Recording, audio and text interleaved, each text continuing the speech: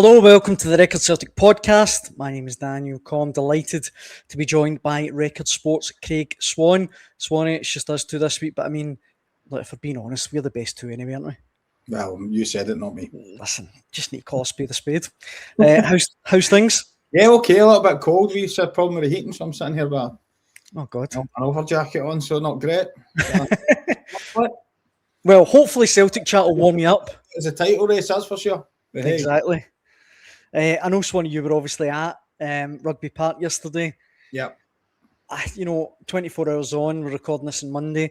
I don't even know where to start with that yesterday. It was just chaos, absolute chaos. Well, it's interesting you should say you're not sure where to start on the game because there is actually two starting points for Celtic. There's one at 0 minutes and there's one at 46 minutes. Celtic didn't know when to start because they didn't start for the first 45 minutes. What that was in the opening half at Rugby Park, I have no idea. Cohesion, absence, fragility totally on show. There was just so many things wrong with it. At one end of the pitch, Celtic really couldn't put anything together. At the other end, they were too easily exposed. And to be honest with you, I don't think anybody could have argued with the scoreline at half time that it was 2-0 for Kilmarnock. I know Celtic had one or two chances down the other end that the final pass kind of let them down or they missed in front of goal. But in general, play a 2-goal lead I think was fair enough for Kilmarnock. I agree, aye. But Celtic's response, Martin O'Neill, he's having to pull things out of the fire at the moment. He made changes at the half-time interval, and in fairness, I don't think there was a solitary Celtic fan inside the ground or watching on television who weren't screaming themselves for changes. And probably the ones that the manager made were the ones they were calling for as well. He could have taken anyone off really at half-time, couldn't he? I think so. I think he said that after the game, didn't he, Martin O'Neill, that he could have taken 7 off at one stage. I think it might even have been more. But the ones he got them right. He got the replacements right. The changes. Sebastian Tenetsky had a brilliant impact. And I think Alex Oxlade-Chamberlain was just massive, to help out Callum McGregor in the middle of the pitch. It wasn't just the fact that Oxlade-Chamberlain went on and did his thing. It was just offering some support in there to Callum McGregor, which allowed him to be much better in the second half. I'm sure through this podcast we will go through the various reasons why that was. But in answer to your question, 2 separate starting points yesterday, but when it got to the end, Celtic had all that mattered, 3 points. Look, like you say, 3 points is all that matters. But the second half, it wasn't even really an onslaught for Celtic. Do you know what I mean? Like, it wasn't like they completely peppered the Kilmarnock goal and Kilmarnock just gave in. It was really weird because they only really had sort of 3 or 4 chances and took them. It was just an odd game. Yeah, Celtic aren't dominating games at the moment. That's the problem, and that comes through the midfield area. We've spoken long on this podcast for weeks, months even, that it's just not been cohesive in there. The participants, whenever they've come in, Pilla Bernardo, Rio Hatate, Luke McCowan, everyone's had a chance, Arne Engels, it's just not really worked. Callum McGregor's been the constant. It's not really worked. Callum McGregor's taking criticism this year, unfairly in my view. I think if there's a proper balance around him, Callum McGregor's as good a player as he ever was. I agree. I think there's a problem in that score. And I just think that Celtic had it's strange, isn't it? Because there's different dynamics of the game. I know at the start of the season that what was the phrase that was always used? The horseshoe of boredom, or the horseshoe. Celtic would keep the ball. The guys in them. Under Brendan Rodgers, that's what it was. But they dominated teams, and they had a real domination of the ball, a control of the ball. There was a control of the game, the tempo of the game, the pace of the game. Celtic haven't done that for months. They're now just becoming like basketball games. And Celtic are a team that are relying on moments at the moment. If you think about it, when it's 2-0 yesterday, you aren't really fashioning any chances. You don't feel things building. And then Sebastian Tenetsky gets a ball out of his feet 25 yards out and fires it into the top corner. That's a moment. That's just a moment. A long throw, bobble, moment. Nygren's where he needs to be, scores.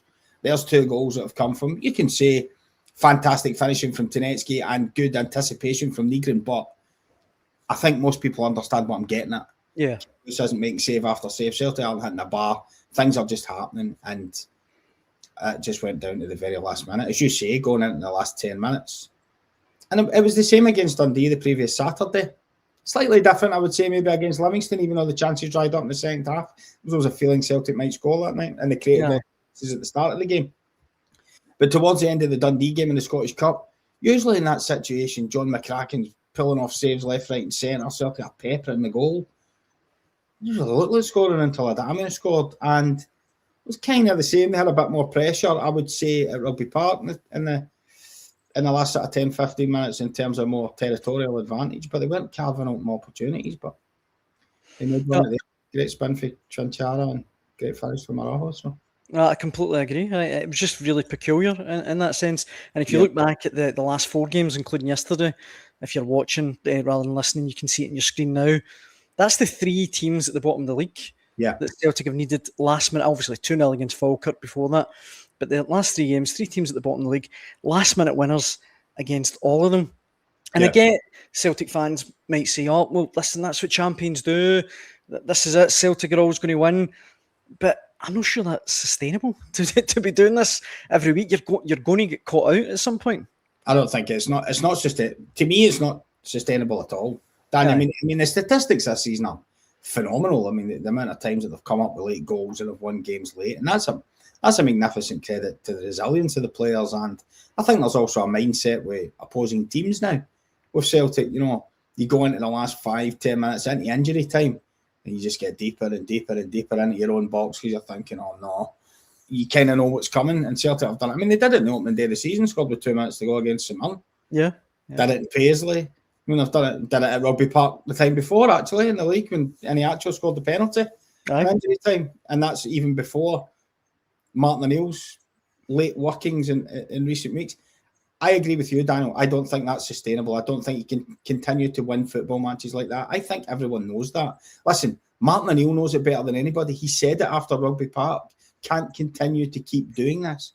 Celtic need to get a grip of games, get a control of games, get themselves in front and be dominating the ball. That's what they need to do. But you've just made the point. They've just played the 3 of the bottom teams. That's not going to be an easy thing to do it. Ibrox twice. Pittodrie, Stuttgart, Hibs, even on Sunday at Celtic Park. This is going to be tougher to do that. So maybe Celtic will step it up. The one thing I think Celtic fans would probably cling to is the fact that Celtic haven't really played this season in a real sustained spell of good form. No. And at some point, listen, you can't just say, oh, it's going to happen because it always does. Because you need to have the players to do it. But kind of lingers a feeling that there must be a 6, 7, 8 period of the season where Celtic click. And it's maybe not been yet. They might just get it at the right time of the season, but other people might say that's clutching at straws for Celtic fans. But you do still think this performance. I think, listen, we'll probably get to him, but Alex Oxlade-Chamberlain, I think, is going to be massive in that now, especially with Arnie Engels being out till after the next international break. He needs to be fit and available. Well, there was going to be a few players that I was going to touch on just before we move on from the game. Swan. The first one, he was trending on X earlier on today, and I get that's far from the be-all and end-all, but a lot of Celtic fans discussing Kasper Schmeichel. I mean, would you... in fact, I'll give my Tuppensworth first. I think he's actually pulling off several good saves. There was one against Falkirk was really important. There was one at Tynecastle, which was brilliant. But see, that I don't know what you thought, but that second goal yesterday was really poor. And I don't know, is it time that maybe Sinisalo was given a run in the team? I actually thought that Jamie Sinisalo was very unlucky to lose his place for the cup final last year. The way he played in the build-up, obviously Kasper Schmeichel was trying to get back from his shoulder injury. It's a difficult one, isn't it? It's a bit similar to the Callum McGregor situation. If he had a bad game 5 years ago, it was a bad game, and now it's just because he's getting old. Somebody said, and it's kind of similar with Schmeichel. I'm sure he made mistakes back in the day. He was certainly safer last season. I don't think there's any doubt about that. There are one or two things creeping in now. I also think last year when Kasper Schmeichel signed, I thought it would be very difficult to get somebody more dominant than Joe Hart, or more of a sort of calming presence. And in the first half of last season, Kasper Schmeichel's calming presence was incredible with the ball at his feet. I mean, it was just, the whole place just calmed, whereas Joe Hart could set panic around the stands with the ball at his feet. Kasper Schmeichel took that all away. That seems to have crept into his game as well now. It's one or two instances at Rugby Park. He was passed it out, and Celtic ended up giving a throw in away deep in their own territory. It just looked like the wrong thing to do. It just seems to be creeping in. Is it the time for Sinisalo?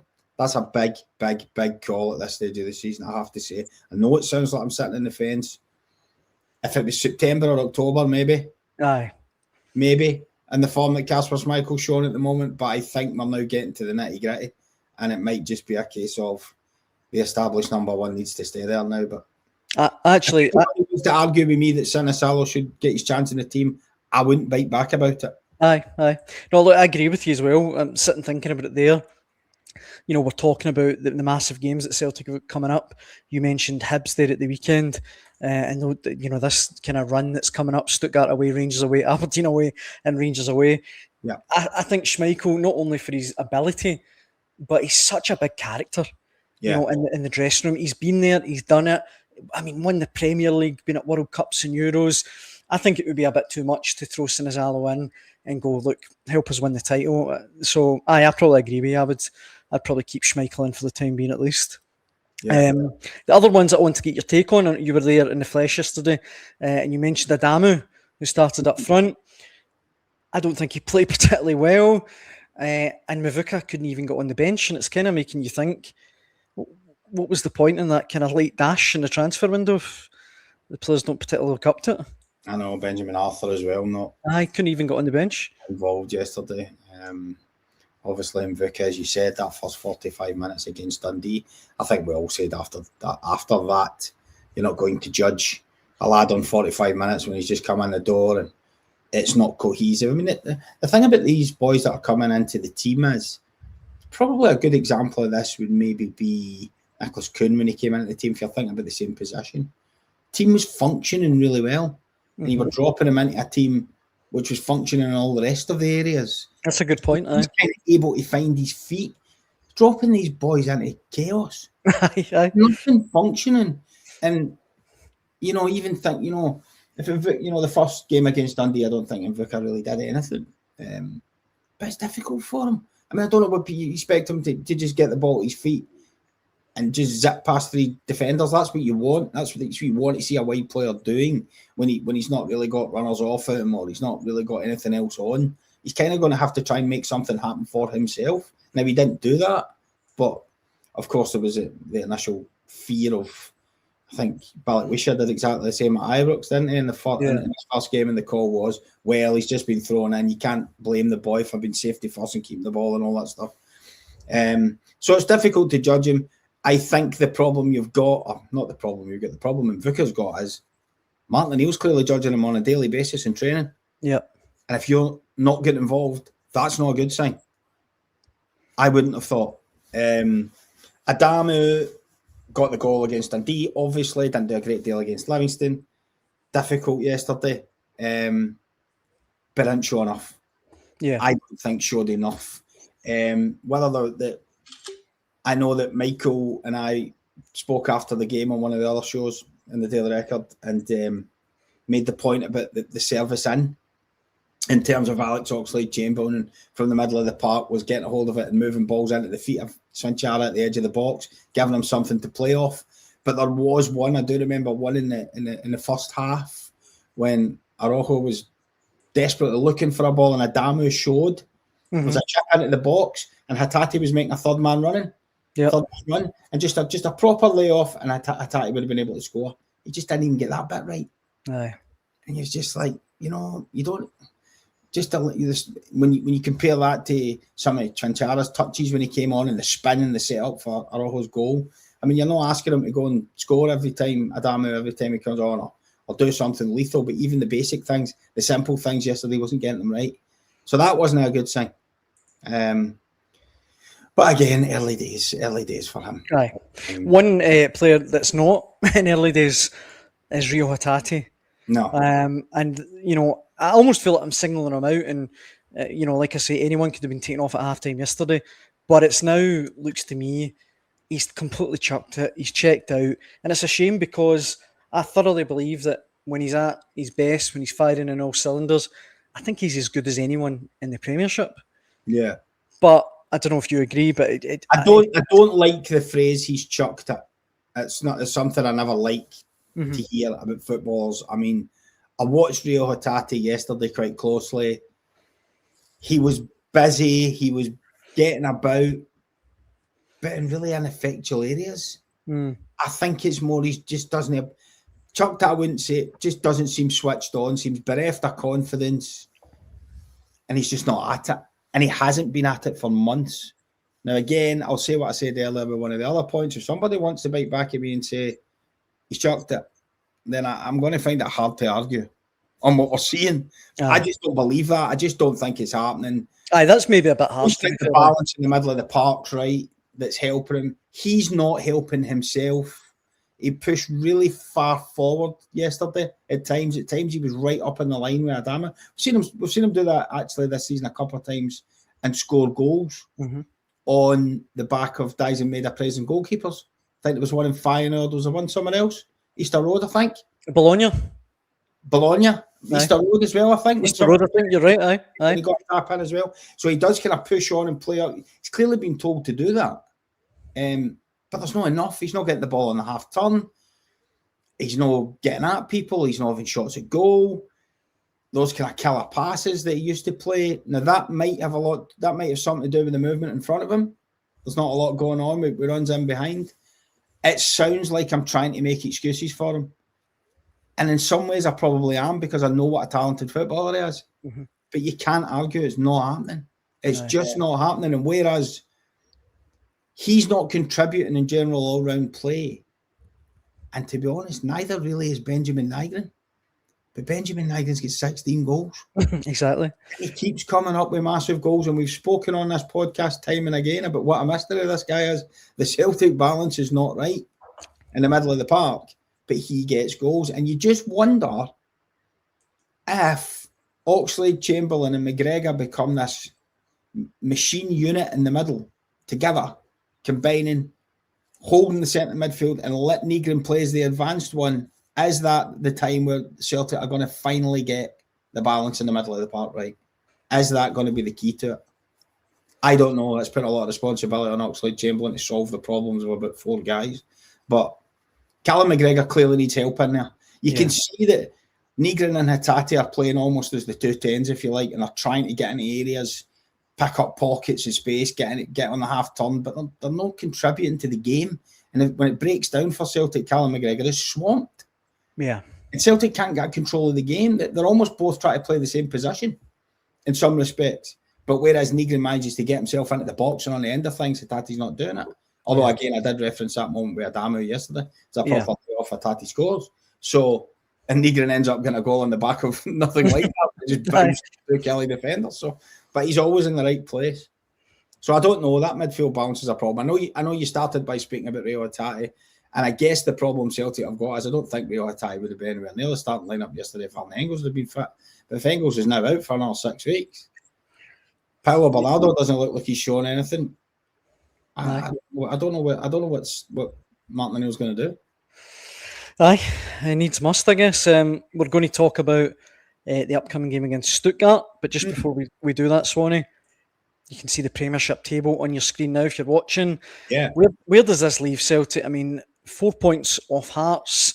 3 points off Hearts with a game in hand after they lost to Ibrox yesterday. A point behind Rangers with a game in hand. Do you make Celtic favourites for the title, or if Celtic are firing on all cylinders, you look at the weekend and think that was a good weekend for Celtic.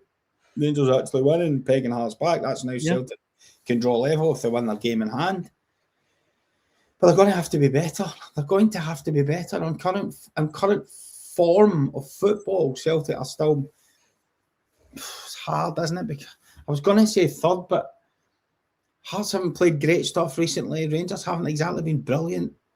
It's so scrappy at the moment. It really is.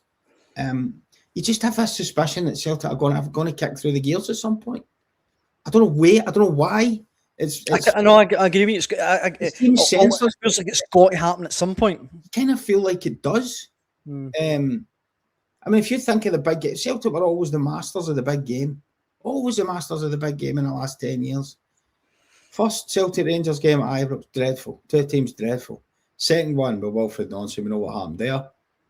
The 3 Hearts games, Cup final, against St Mirren. Aye. It's not happened in the bigger games. And you're looking at this next stretch of games coming up, saying every single one of these is one of those games. They're going to have to deliver. And maybe this is the time of the season where they're going to do it. You would like to think from Celtic's point of view, these late winners are going to give them a bounce, but they need to start games better and they need to get some control. Yeah. I've dodged the question. I know I've dodged the question, Daniel. I don't know who the favourites are, to be perfectly honest.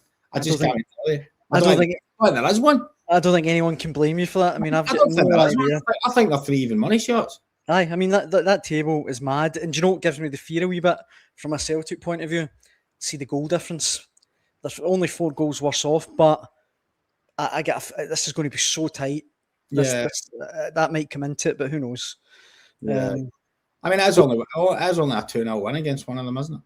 Aye, that's true. That's a good point, actually. Aye. No, it flips it pretty quickly. Aye. We mentioned Stuttgart there, and before we wrap up, sorry, we should mention this. This is going to be a really tough game for Celtic. I mean, I don't know where to start with them. 4th in the Bundesliga, and the Champions League spots in Germany, obviously. Yeah.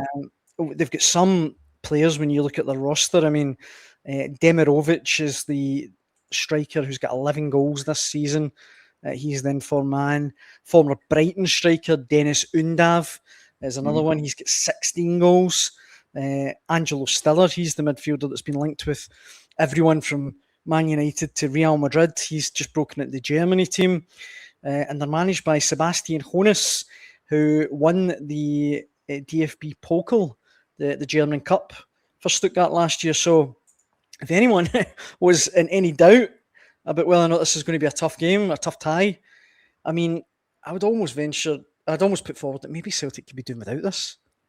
Such a shame, isn't it? Because you think back to last season and the 2 Celtic Park games against the German opposition. You know, the Bayern Munich game was fabulous for all the, I know Celtic lost, but and Red Bull Leipzig was the best Champions League performance, probably complete Champions League performance from a Celtic team there's been at Celtic Park. Yeah. And I count beating Juventus and all that under Martin O'Neill because the way Celtic played that night was just incredible. Aye, dominated. The way they played the game was just fantastic. And from the dropped so far, and it's such a shame because Celtic, it's not gone the way they've wanted this season. The domestic situation is in the air. It really feels like a game that you said Celtic could do without. And that is horrible, really, for a club of Celtic standing and where they want to be in Europe. You should be looking forward to this tie and get head-to-head with a Bundesliga team, another famous Parkhead night. You kind of get the feeling the majority of the punters can't be doing it either. Yeah. To be quite honest. Everybody's just looking to the game at Hibs on Sunday. But Celtic, I think the most fascinating thing about this game is how Martin O'Neill goes about it and what he does. No Celtic manager can be allowed to pass a game off. That it just can't happen. You can't do that. There's too many people around the world support the club and all that, and you just can't. You can't chuck it in. Not that I would ever suggest he would, but you can't. Aye. He has to be sensible about a team that's picked. He has to be, because there's just so bigger fish to fry domestically when they get. Let's be realistic. Celtic aren't going to win the Europa League, are they? They're just not going to win it. And I think in his heart of hearts, Martin O'Neill and the coaching staff know that. Everybody knows that. So how he goes about the team, the use of the resources, I'll be fascinated with. One decision obviously taken for him, Oxlade-Chamberlain, not involved. Yeah. Because of the squad situation. I would think the majority of Celtic fans would think that's a massive bonus, that he's going to be ready and fresh for the game we have on Sunday. But you asked me about Stuttgart. I just wonder if it'll be Adamu, these boys, it went more where I thought to Tranchara starting against Hibs and Hatate play again. Maybe Bernardo and Vuka, maybe even. Yeah, these, I would think, maybe Sriracha will come in for Tierney. I think there'll be changes. I suspect there will be changes. Now, there is another way to look at that we keep talking about these guys that are out of form. There you go, boys. Aye. Pressure on you. There you go. There's a chance. Adamu, there you go. And he's come from a Bundesliga team. There you go, going against a team that don't score a goal and lift your confidence through the roof. So but you're saying that we kind of the angel and devil, on the shoulder, because every time some of these players have been handed an opportunity this season to go in and do that, Paulo Bernardo being a good example, whenever he has an opportunity to go in and do something, none happens. And nothing has happened. Yeah. So guys like Luke McCowan, Bernardo, you wonder if they'll be the ones who get a chance to go and shine and play, I would say, probably without pressure. Yes, it's Celtic Park on a European night and everybody wants you to deliver, but Celtic really under pressure in this game, given the way they're playing at the moment and what everyone's looking domestically and how good that Stuttgart are a good team. Celtic aren't really massively fancied. It's a bit of a free hit, I'd say. So a few of these guys should go out and really grasp it with both hands and go and deliver and go and do something. Hopefully, from Celtic's point of view, that's what comes of it. I agree with you that Celtic is kind of a free hit. I mean, I think Celtic fans are realistic and intelligent enough to know where the club is at the minute. But I would just counter that with Martin O'Neill won't want his team to get a sore one, to get a 4 or 5-0 in these ties, because that would affect the league. I mean, not that I think Celtic will, but they need to be conscious of that, obviously. Yeah. Oh, no, Martin O'Neill won't. Martin O'Neill, absolutely not. It's just not in his makeup. Aye. I'm not suggesting for a minute he picks a really weak team. I just think it has to be sensible the way he's. I can't see all the starters, his intended starters for Sunday against Hibs starting. I just can't see. I agree. I agree. Before I let you go then, Swanee, this is kind of flown in, but we might not see you on next week's Record Celtic podcast. Hopefully we do, but in case we don't, hit me with your predictions. Hibs at the weekend and obviously Stuttgart on Thursday. How do you think both games will go? Stuttgart's going to be tough for all the reasons we've just outlined. I think if Celtic could somehow keep themselves in a tie and get a draw there, that'd be a good result if we could do that. And at least keep themselves in a tie and some guys step forward with a good performance. If you were really pushing me and putting a gun in my head, I think there's a good chance Celtic could lose that game on Thursday. Hibs at Celtic Park on Sunday. Interesting season for Hibs. It's weird, eh? They have, you talk about a team that hasn't delivered in big games. We'll talk about Celtic in big games earlier. Hibs haven't turned up one time this season over the festive period when they beat Hearts 3-2. The rest of the big games, they have just not done it. There were a couple of sickeners and other derbies. They haven't played well against Rangers or Celtic. Really, they got a point against Rangers, I know, last time Easter Road. Changed front line. There's some new players have come in. There was a lot of changes made in the transfer window. They reinvested the money from Bowie. Obviously brought some players in. Soto and Elding up front, and Paslak at fullback. So they're going to be a different type of test for Celtic. But Celtic kind of know what they're getting from Hibs. I don't think the system and the way they play will change much. But if Celtic continue to keep playing the way they are, Hibs have got enough players in the middle of the pitch that they can get control of the ball. If Celtic don't dominate like they really should be doing in home games. So I suspect that might be tight and edgy again. You could see that being another single goal win. I think Celtic probably will win it. The one thing about Celtic this season is, well, apart from the two games with Hearts and Rangers, they've been strong at home. Yeah. And I suspect they might have enough to get over the line. But unless they pick up performance, it's going to be another day for another set of nails. I was going to say that. I just hope that ones. No, I think I agree, and I don't take any joy in saying it, but I think it's going to be another nerve shredding afternoon, and it's going to be like that, I think, every weekend basically. I think so. Yeah, I think so. Yeah. But for now, Swanee, I think that brings us to the end of the Record Celtic podcast, brought to you by NordVPN. Easily the best VPN to watch all of your sporting events when you're on your travels abroad. Swanee, it's been an absolute pleasure. Thank you, Daniel. All the best. You too. And thank you very much for watching and listening at home. We'll be back next week. Thanks.